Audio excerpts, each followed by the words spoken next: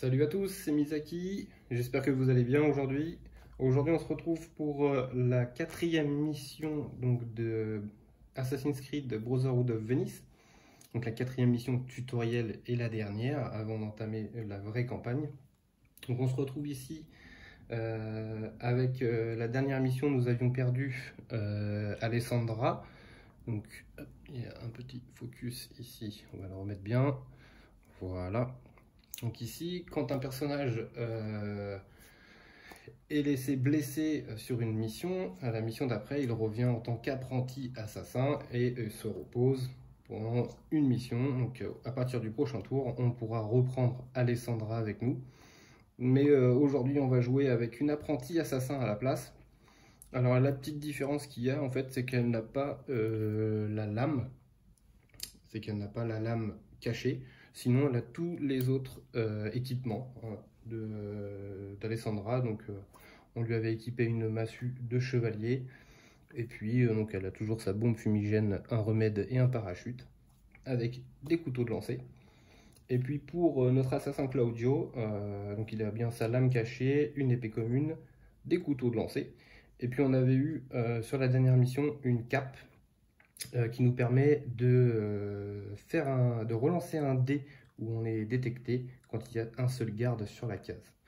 Donc sur cette dernière partie de didacticiel, on va pouvoir commencer par le synopsis. Donc, nos actions dans le royaume de Navarre ne sont pas passées inaperçues.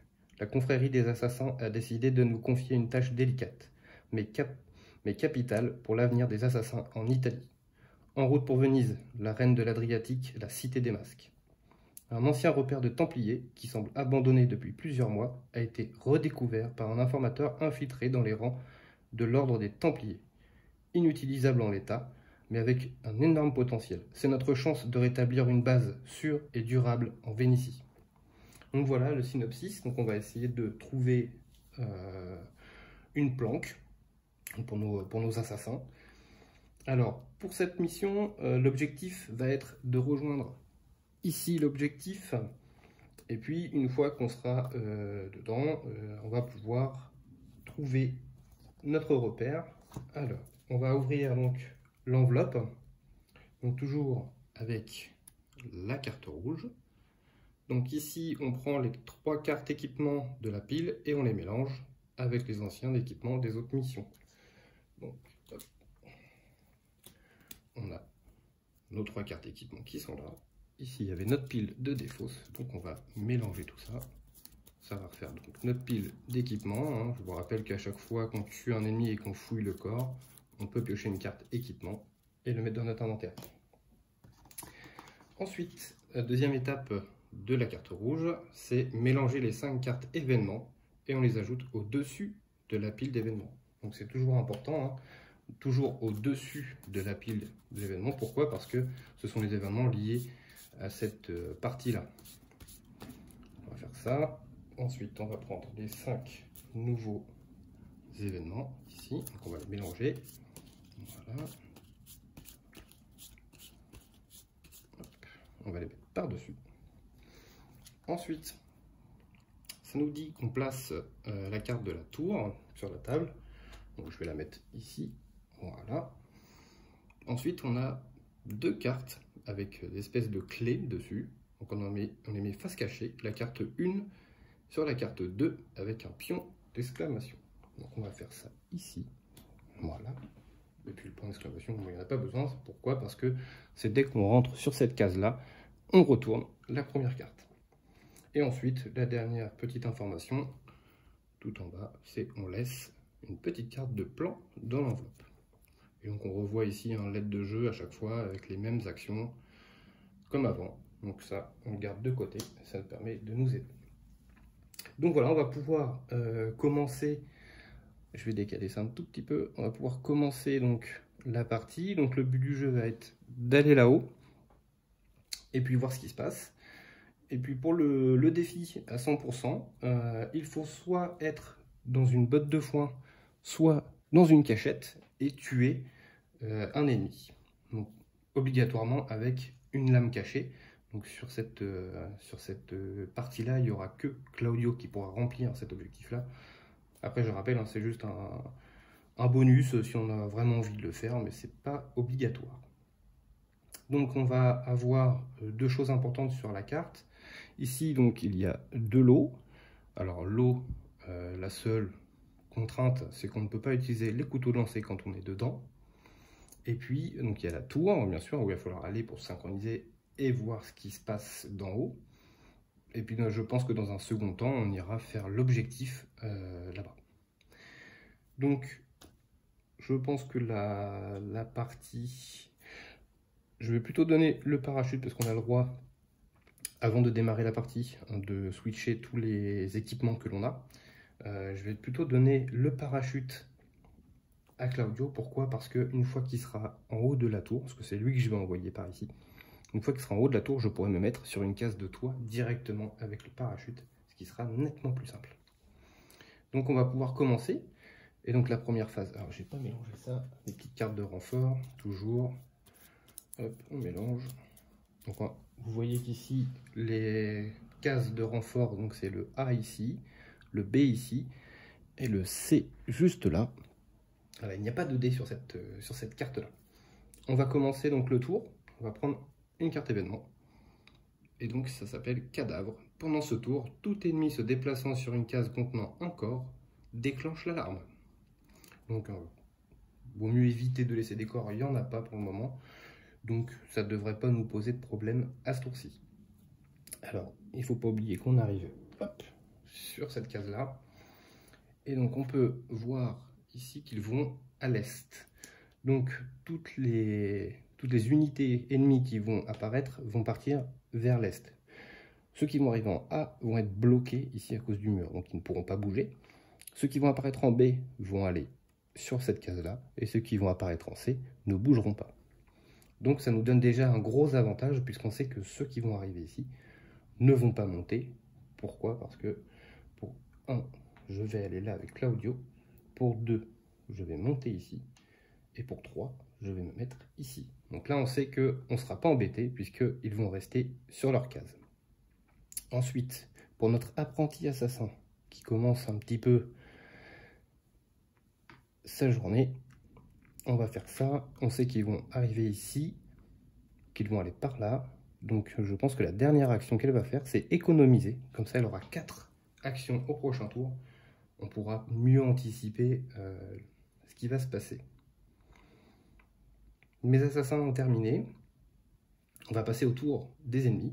Donc la première chose à faire, on tire notre petite carte renfort. Voilà.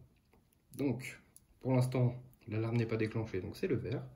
On a 2 arbalétriers qui apparaissent en A. On a un arbalétrier en B. Et on a un arbalétrier en C. Voilà pour la carte des renforts. Ensuite, on a dit qu'ils partaient tous à droite.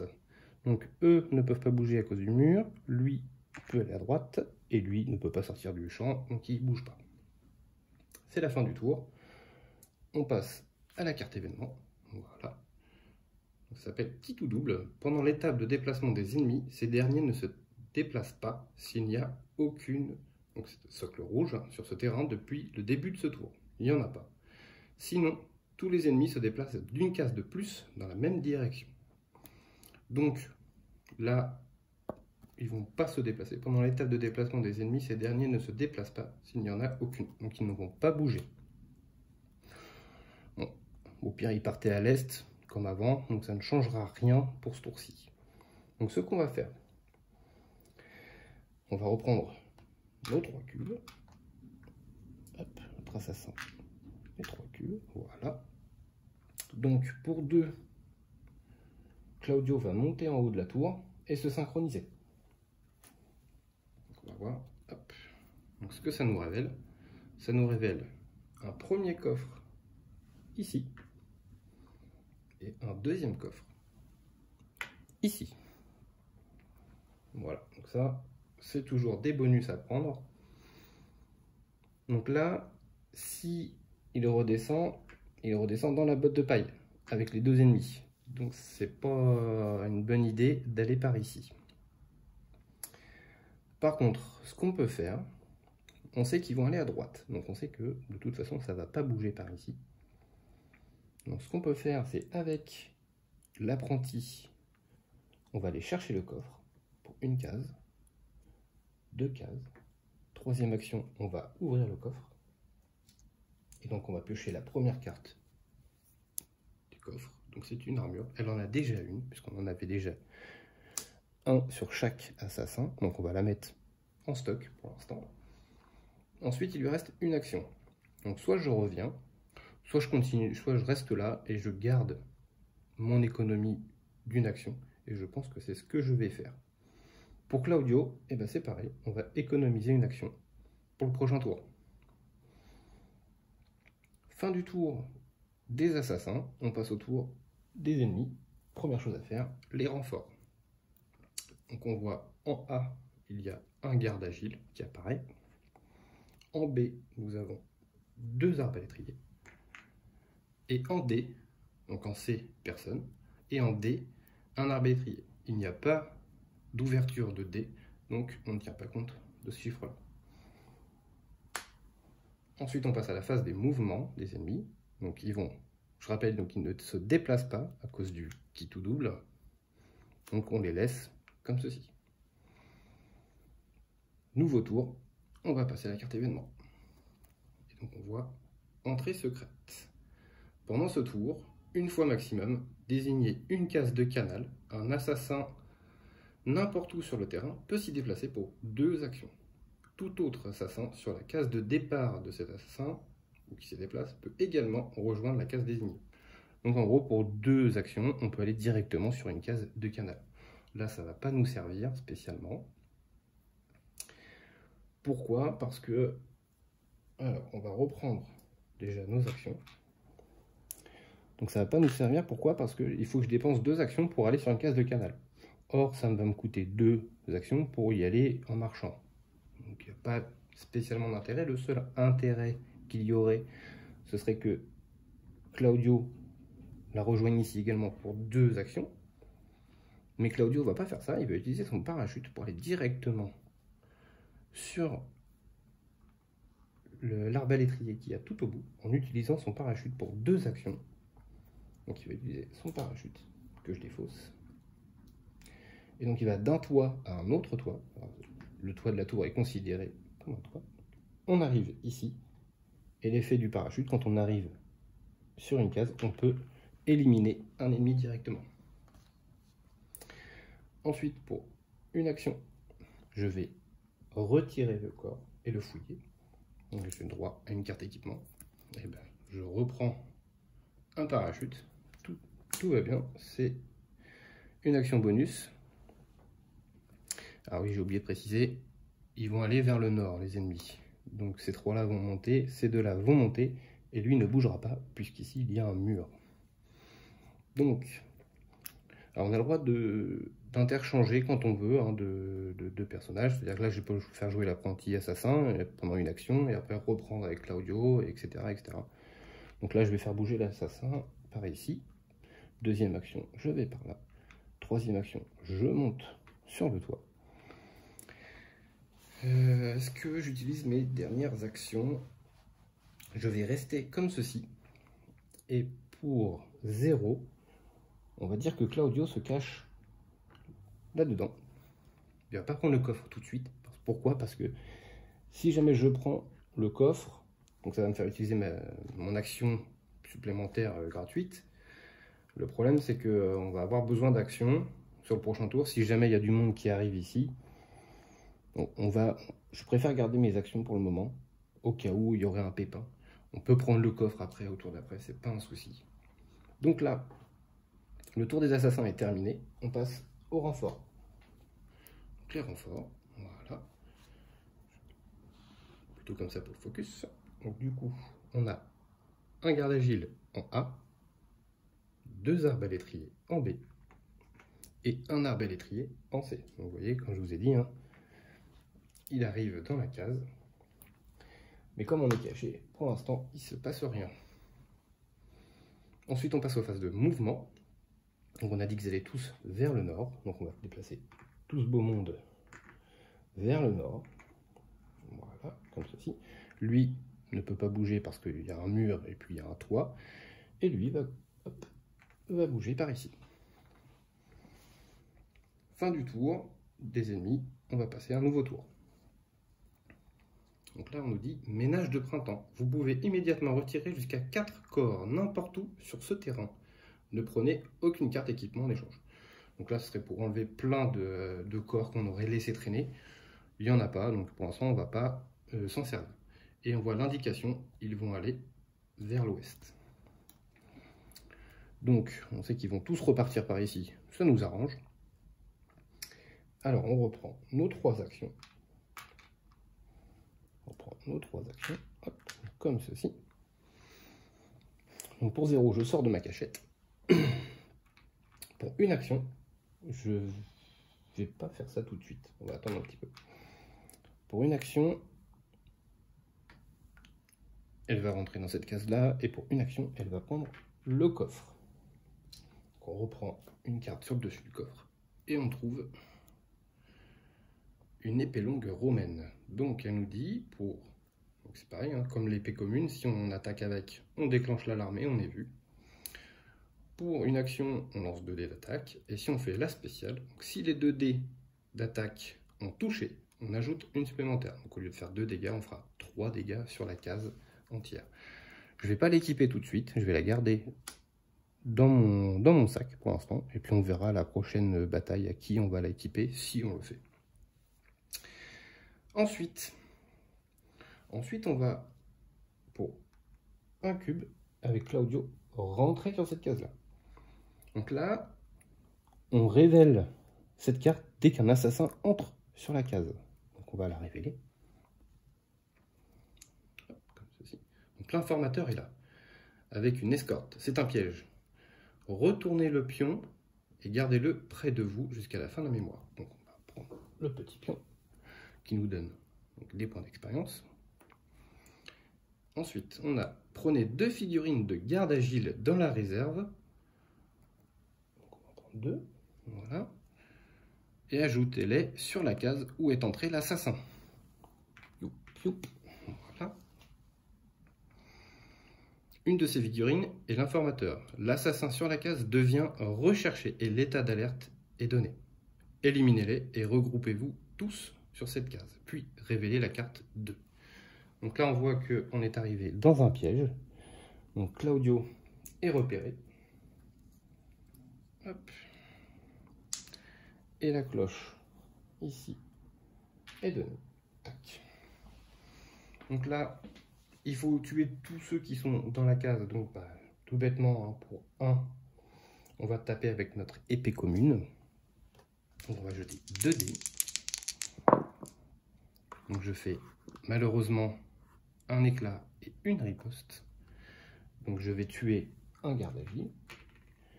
Et il va y avoir une riposte, donc d'un ennemi ou de plusieurs ennemis. Bonne question, je vous dis ça. Il s'agit d'un ennemi. Donc, comme c'est nous qui jouons les méchants également, on va dire que c'est l'arbalétrier qui va nous tirer dessus. Donc l'arbalétrier, il a un seul dé noir, qui va faire sa riposte. Il nous touche. Donc on perd un point de vie. Il nous en reste plus que 3 pour Claudio.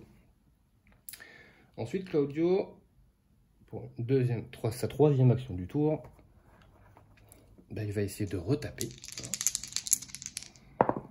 Et ce coup-ci, il fait 2 éclats. Donc, 1 et 2 éclats. Puisqu'ils ont chacun un point de vie, on a le droit de répartir comme on veut les blessures. Donc là, ils sont tous morts. Ensuite,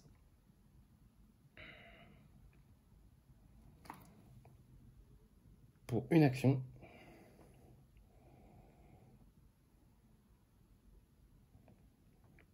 alors il faut savoir qu'ici, il va y avoir du monde qui va apparaître. Combien, je ne sais pas. Alors réfléchissons un peu.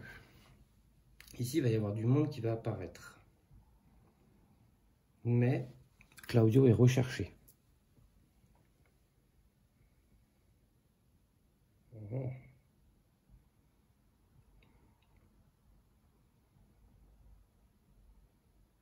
Qu'est-ce qu'on fait? Est-ce qu'on va dans la case et on découvre la deuxième carte ou on va attendre un peu. On va attendre un peu.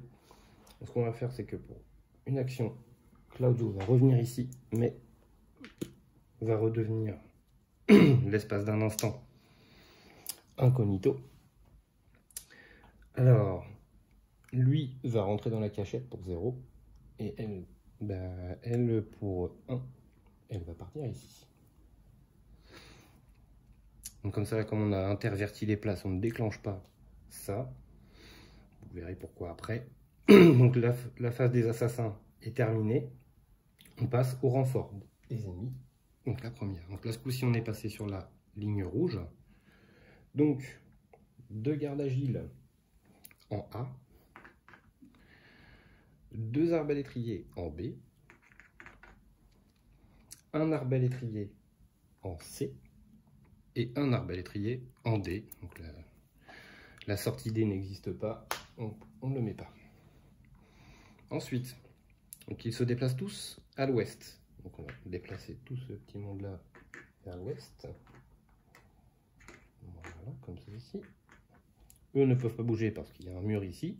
Lui peut se déplacer. Et lui ne bouge pas parce qu'il y a le petit socle rouge. Donc, c'est la fin du tour des ennemis. On démarre un nouveau tour. Donc là, on nous dit 1 à la fois. Donc pendant l'étape de combat des ennemis, seul un ennemi par case peut attaquer. Mais ce dernier est plus précis. Tous ces dés noirs touchent automatiquement. Il vaut mieux éviter le combat ce tour-ci. Donc, on reprend le cube. Donc nos fameuses 3 actions. Donc on va faire le pouvoir de Claudio qui dit que quand on est incognito, ce qui est le cas, on est dans la cachette. D'ailleurs, le petit cercle rouge s'en va à la fin du tour, vu qu'on a commencé un nouveau. Donc pour une fois par tour, si je suis incognito, je peux utiliser ma lame secrète pour 0 action. Donc ma lame secrète, elle dit, j'élimine un garde de ma case. Donc ça, on peut sortir de la cachette. Donc comme ça, on aura résolu le 100%, puisqu'il fallait tuer avec une lame secrète dans une cachette. Pour 1 d'action, Claudio va rentrer sur cette case-là. Et donc on va découvrir ici ce qui se passe. Donc vous vous jetez dans l'entrée de l'ancien repère des Templiers. D'autres gardes vous attendent à l'intérieur et ils ont piégé cette entrée. Tout s'effondre autour de vous. Retirez toutes les tuiles, sauf la tuile du toit où se trouvent les assassins. Mettez en place le terrain ci-dessus. Finissez de jouer la phase des assassins, puis jouez la phase des ennemis. Commencez un nouveau tour de jeu. Donc on va dire ce qui se passe et accomplissez l'objectif pour déblayer la sortie et vous mettre en lieu sûr. Donc ce qu'on va faire, c'est que je vais faire une deuxième partie pour cette vidéo là, puisqu'il faut enlever tout le board et en remettre un nouveau. Alors je vous dis à tout de suite.